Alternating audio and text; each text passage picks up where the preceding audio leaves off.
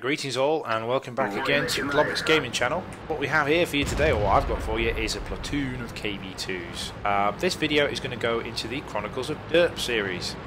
The Chronicles of Derp is a series I've started that features anything to do with derp tanks. Now what we mean by derp, for those of you who've forgotten, is tanks that don't really have guns with armour penetration in mind, like the KV2 here with a 152mm gun.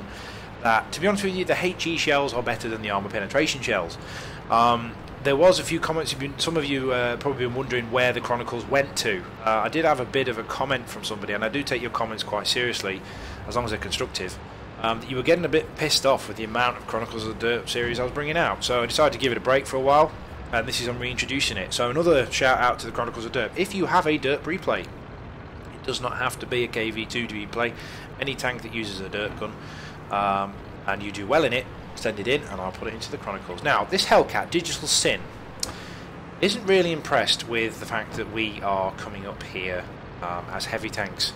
But what he doesn't understand is that the KV2 isn't like normal heavies. Basically, even when I'm in my KV2, I do what the hell I want, because this gun is just one of those guns that seems to do whatever it's supposed to do, even though its stats say it shouldn't. Now, what the boys are doing here, these two cretinous individuals, Di and Chef, or Chris, they're having a bit of a laugh and a joke as they're going up the hill, because they're going so slowly. They decided it might be a good idea to turn their guns around and try and shoot backwards to see if they'll go a bit faster. So I decided to join in. Some of the other banter that occurred during this match was the fact that I've painted my KV2. I haven't painted it for camouflage value, I've painted it to look pretty. Now, I tell them, actually guys, we are actually getting to the top of the hill. It might be an idea if we actually swing these bad boys around again and start to put down some pain on people. So, this gun, accuracy, shit. Aiming time, shit. But like I said, the KV2 gun does not behave in ways that you would expect. There's an AMX-40, commonly referred to as the duck tank. You should have learned to duck. And there's another one. It's like a bloody episode of Duck Hunt. Boom. That's what I mean by derp, okay? Those shots were probably 450 metres away. By rights, they had no right to hit whatsoever. Strong snipers. So we've killed 2 enemy tanks already. Myself, Di and Digital in the Hellcat. The only green players on the team are basically kicking arse and taking names. And there's a T150. Now, we are quite hamstruck up here. Fucking Harry Potter cannon. The AMX-40 is probably not very happy. And again, that was another completely unaimed shot. Like Jingle said, the hand of Joseph Stalin himself came down and guided that shot on the target. Fantastic. Much strong. The Hellcat still isn't very happy with us being up here, however.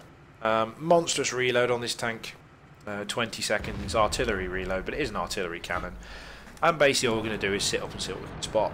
Now, as you can notice, excuse my coughing there, I seem to have some sort of throat issue again.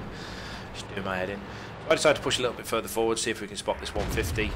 And the boys basically start launching some pain into him. Hellcat tracks him, and Di ninjas the kill. That guy got probably ridiculous amounts of HE put into him there. It would have easily killed him even if he'd been on full health. KV1 waiting for the reload. Now, thankfully, the advantage in this game for those keen-eyed ones, and which you'll notice, there's nothing in B9 or B0 as far as the enemy team's concerned. So basically, we've just got free reign here. And basically, that shot had no right to hit whatsoever. Absolutely no right to hit whatsoever. So while it's reloading, what I tend to do in the KV1 is I do my relocations while it's reloading. If this tank gets caught out on its own, it gets absolutely fucking nailed by anything. Because the idea, if you're ever fighting a KV2, wait to hear it fire. If you hear it fire, you know from my replay, this crew's got brothers in arms, vents, and they're 100%. 20-second reload. And I just put a little point out there to the Hellcat, not so retarded now. Another strong hit into the KV1 there. I've done 1100 damage already. I've only fired 4 rounds. You can have good games in the KV2, but you can also have some absolute stonkers. So the Hellcat's going to go forward for us and be like a scout. He does know what he's doing. I mean, I did sort of rib this guy and take the piss out of him during the game. I was getting a bit mardy with him, to be honest. I don't like being called a retard. It's one of those things where just because I'm doing something that you don't think is correct, you know, it doesn't mean it's wrong.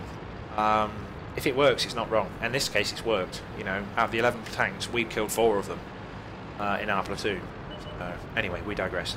SU-100, he's not going to be a problem if I can just get this thing over there. So I right-click aim, auto-aim, Hellcat's taking hits. Don't want to stay up here too long, but I do need to make sure that hopefully it hits and ninja the kill from the Hellcat. Now I did that spitefully there. I was actually intending to ninja that kill from the guy. I would have shot him anyway if the Hellcat had shot him twice. But you know, looking back, I'm starting to change my attitude towards the game. I had a bit of a chat with Nick as well the other night, and he was saying about the game being fun. I mean, we played some tank company strongholds with the team, and him and a couple of us are quite reluctant to play it because they think like we're just going to be all elitist nerds and just like, you know, be arseholes about it. But I think we've struck a nice balance with the strongholds to make it the game fun, and that's what the game should be. You know, the game should be a giggle, and this just an asshole is just going to get. Thanks for coming, GG, good night now. Alright, episode 8 of Chronicles of Derp is over. Let's check the post-game stats. Not exactly an Ember result screen there, but, you know, Chronicles is back, guys. So if you think you can do better, show me. I'm sure you all can. 32,000 credits, 2,600 experience for a ×2. On the team then, special mention has to go out to the Hellcat, Digital Sin. Did really, really well. 2,700 damage is an absolute badass replay for him. That's probably going to be his mastery badge as well in the Hellcat. I was second, did half the amount of experience that he did for 1,500 damage. In those 1,500 damage though, I only actually fired 6 rounds, or 8 rounds, but 6 hits for 1,500 damage. That's dirt for you. And probably none of them actually penetrated. Because if they penetrate in this thing, the tank dies 9 times out of 10. Yeah, that's it, guys. Chronicles of Derp, episode 7. Hope you enjoyed that. There will be more. Send some more replays in, guys, and we'll get the series off to a flying start again. Take care of yourselves now. Bye-bye.